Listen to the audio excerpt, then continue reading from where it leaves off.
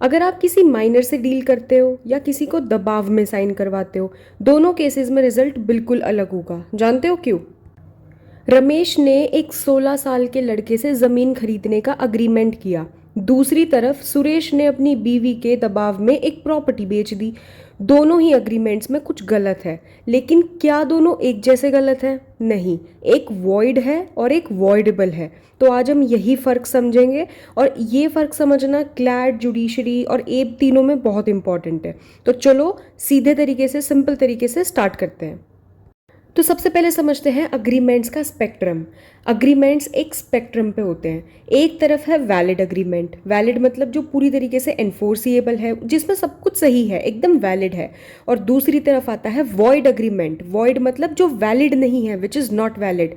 Valid मतलब तो जो पूरी तरीके से एनफोर्सिएबल है, और void which is not valid, जो कभी भी एनफोर्सिएबल नहीं है। ऐसे समझ लो कि वो मरा हुआ है, डेड है। और बीच में है वॉइडेबल अग्रीमेंट, जिसमें एक पार्टी के पास चॉइस होती है। वो अग्रीमेंट को एनफोर्स करवा सकता है या कैंसिल भी करवा सकता है। तो स्टार्ट करेंगे हम वैलिड अग्रीमेंट से, जो पूरी तरीके से एनफोर्सिबल होता है, सारे एसेंशियल एलिमेंट्स उसमें प्रेजेंट होते हैं। तो इसमें एग्जाम्पल क्या देखोगे आप? सपोज करो ए ने बी से साइकिल ले ली 5,000 रुपये में। ए ने बी से 5,000 रुपये में साइकिल खरीद ली। दोनों राजी थे कि हाँ भाई ठीक है, मैं आपको साइकिल दे रहा हूँ और बी आप मुझे पैसे दे दो।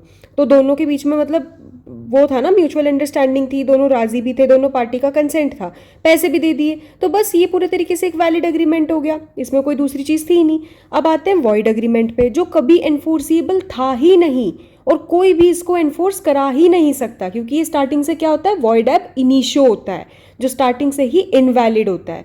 तो इसमें एग्जाम्पल देखेंगे, ए जो सिर्फ 16 साल का है, उसने अपनी बाइक बेचने का अग्रीमेंट कर दिया। अब वो 16 साल का है तो वो तो इनकॉम्पिटेंट हो गया ना, वो तो अग्रीमेंट कर ही नहीं सकता, माइनर हो गया वो। तो जब माइनर है, 16 साल का है, तो वो अग्रीमेंट कर कैसे सकता है? वो चीज़ हमारी आ जाएगी वॉइड में। और वॉइड के अंदर आता है वॉइड एब इनिशियो, मतलब जो अग्रीमेंट स्टार्टिंग से ही हमारा एक तरीके से इनकम्प्लीट होता है और स्टार्टिंग से ही इनवैलिड होता है। अब वो 16 साल का है और इनकॉम्पिटेंट है, माइनर है, तो वो अग्रीमेंट कर ही नहीं सकता, तो इसीलिए ये हमारा वॉइड होगा। अब देखते हैं वॉइडेबल, जिसमें एक पार्टी के पास चॉइस होती है इसको एनफोर्स कराने की या कैंसिल करवाने की। तो एग्जाम्पल है, ए ने बी को धमकी देकर, जिसको बोलते हैं हम कोवर्जन, अपनी ज़मीन बिकवा दी।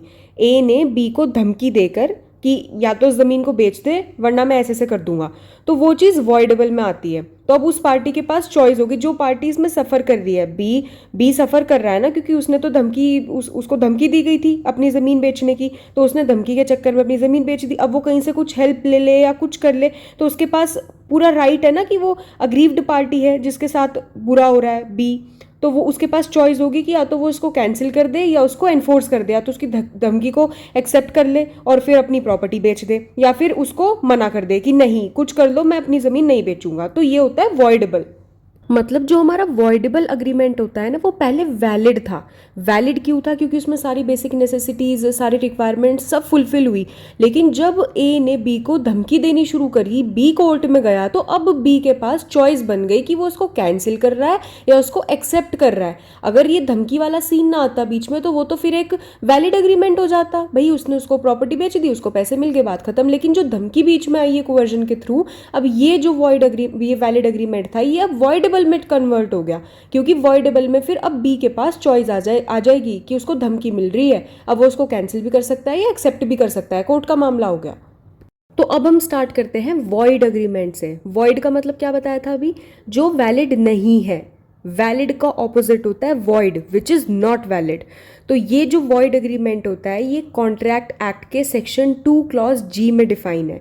और सिंपल भाषा में, an agreement not enforceable by law is void. ठीक है, वही बात है, वैलिड का ऑपोजिट हो गया। वैलिड था एनफोर्सिबल बाय लॉ, जो पूरी तरीके से कंप्लीट है, और वॉइड होता है विच is not enforceable by law. और सबसे इंपॉर्टेंट बात, वॉइड अग्रीमेंट शुरू से ही वॉइड होता है, मतलब शुरू से ही इनवैलिड होता है। और जो चीज़ शुरू से ही वॉइड होती है उसको बोलते हैं वॉइड एब इनिशियो। ठीक है, मतलब ये कभी भी वैलिड था ही नहीं, स्टार्टिंग से ही ये इनवैलिड था, वैलिड था ही नहीं, तो उसको बोलेंगे वॉइड एब इनिशियो।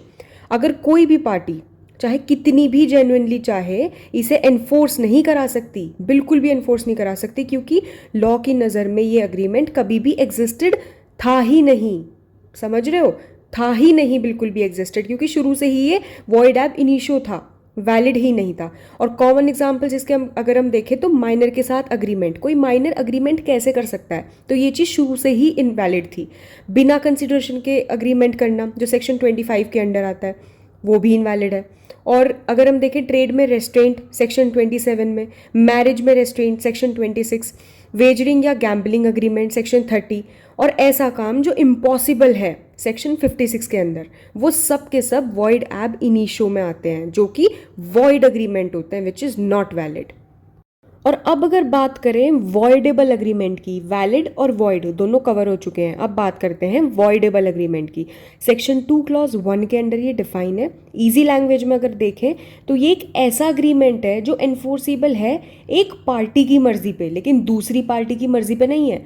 तो ईजिली आप समझ सकते हो कि एक पार्टी की इसमें मर्जी इन्वॉल्व है और दूसरे की नहीं है। सिंपल फर्क क्या है? वॉइडेबल अग्रीमेंट शुरू में वैलिड था, लेकिन एक पार्टी के पास चॉइस है इसको कैंसिल करने का, और सिर्फ वही पार्टी कैंसिल कर सकती है जिसके साथ गलत हुआ है, जिसे अग्रीव्ड पार्टी कहते हैं। दो पार्टी हैं, दोनों में से एक पार्टी के पास चॉइस होगी इसको कैंसिल करने का, और वो पार्टी कौन सी होगी? जिसके साथ गलत हुआ है, और उस पार्टी को बोलेंगे अग्रीव्ड पार्टी। ठीक है? दूसरी पार्टी इसको कैंसिल नहीं कर सकती क्योंकि उसके तो बेनिफिट हो रहा है। जिसके साथ गलत हो रहा है वो पार्टी इसको कैंसिल करेगी और उसको अग्रीव्ड पार्टी बोलते हैं। वॉइडेबल अग्रीमेंट कहाँ से आता है? जब फ्री कंसेंट मिसिंग हो, यानी कोअर्जन हो। फ्री कंसेंट नहीं है, कोअर्जन है। और section 15 undue influence, section 16 fraud, section 17 या मिसरिप्रेजेंटेशन सेक्शन 18 के थ्रू अग्रीमेंट लिया गया हो। तो अब इस पूरे टॉपिक को ना हम एक केस के थ्रू समझते हैं। लैंडमार्क केस है मोहरी बीबी वर्सेस धर्मोदास घोष, 1903 प्रीवी काउंसिल। धर्मोदास घोष जो एक माइनर था, उसने अपनी प्रॉपर्टी मॉर्गेज करके एक मनी लेंडर जिसका नाम था ब्रह्मोदत्त से लोन लिया। ठीक है? बाद में धर्मोदास ने केस किया कि ये अग्रीमेंट वॉइड है। वॉइड मतलब which is not valid, valid ही नहीं है क्योंकि वो माइनर था। तो सेक्शन 11 के थ्रू माइनर अग्रीमेंट करने के लिए लीगली कॉम्पिटेंट ही नहीं है। समझ रहे हो? वो बंदा कॉम्पिटेंट ही नहीं था अग्रीमेंट करने के लिए, माइनर था। तो एक इंटरेस्टिंग डिटेल इसमें देखो, केस के दौरान ब्रह्मोदत्त की डेथ हो गई तो उसकी विडो मोरी बीबी ने केस कंटिन्यू किया, इसलिए इस केस का नाम मोरी बीबी वर्सेस धर्मोदास घोष है। प्रीवी काउंसिल ने क्लियरली कहा माइनर का अग्रीमेंट वॉइड एब इनिशियो है, मतलब स्टार्टिंग से ही वो इनवैलिड था क्योंकि वो एक माइनर था और माइनर तो अग्रीमेंट कर ही नहीं सकता। तो ये चीज़ वॉइड एब इनिशियो थी, मतलब स्टार्टिंग से ही इनवैलिड थी। ठीक है? इसका मतलब ये है कि शुरू से ही ये कभी वैलिड ही नहीं था। और इंटरेस्टिंग बात है कि लेंडर को अपना लोन वापस भी नहीं मिला, क्योंकि जब अग्रीमेंट खुद ही वॉइड है तो उसे एनफोर्स करने का सवाल ही पैदा नहीं होता। समझ रहे हो? याद रखना इस चीज़ को, माइनर का अग्रीमेंट हमेशा वॉइड होता है। माइनर जो कोई अग्रीमेंट कर रहा है वो हमेशा वॉइड होता है, विच इज़ नॉट वैलिड। और वॉइडेबल नहीं होता है क्योंकि माइनर में कॉम्पिटेंसी ही नहीं होती है कॉन्ट्रैक्ट करने की। मतलब सिंपल बात इसमें यह है कि अगर कोई भी माइनर कॉन्ट्रैक्ट कर रहा है तो वो वॉइड अग्रीमेंट होगा, which is not valid. Valid ही नहीं होता है, वो वॉइड एब इनिशियो होता है, लेकिन वो वॉइडेबल नहीं होता क्योंकि वॉइडेबल तो बाद में होगा ना। पहले तो जब माइनर कॉम्पिटेंट ही नहीं है किसी अग्रीमेंट को करने के लिए तो उसको हम वहीं के वहीं उसको वॉइड बना देंगे, वॉइडेबल तो वो पहुंचेगा ही नहीं।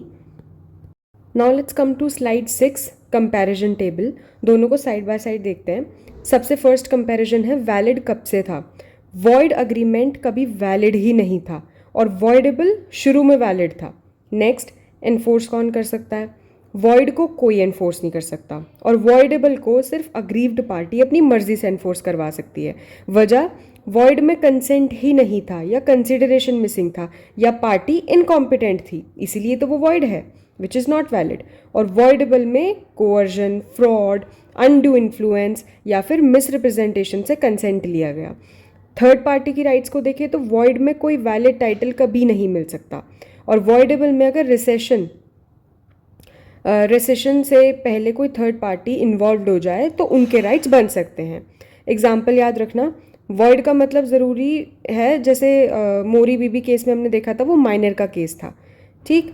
और वॉइडेबल का मतलब है जो फ्रॉड से लिया गया अग्रीमेंट है। सिंपल ट्रिक याद रखो, वॉइड मतलब वो तो कभी था ही नहीं, और वॉइडेबल मतलब अभी भी चांस है अफर्म या रिजेक्ट करने का। सो आई होप कि आपका कंसेप्ट अच्छे से क्लियर हो गया होगा। स्टिल अगर आपको कोई कन्फ्यूजन है तो कमेंट सेक्शन में लिख देना, मैं बता दूंगी।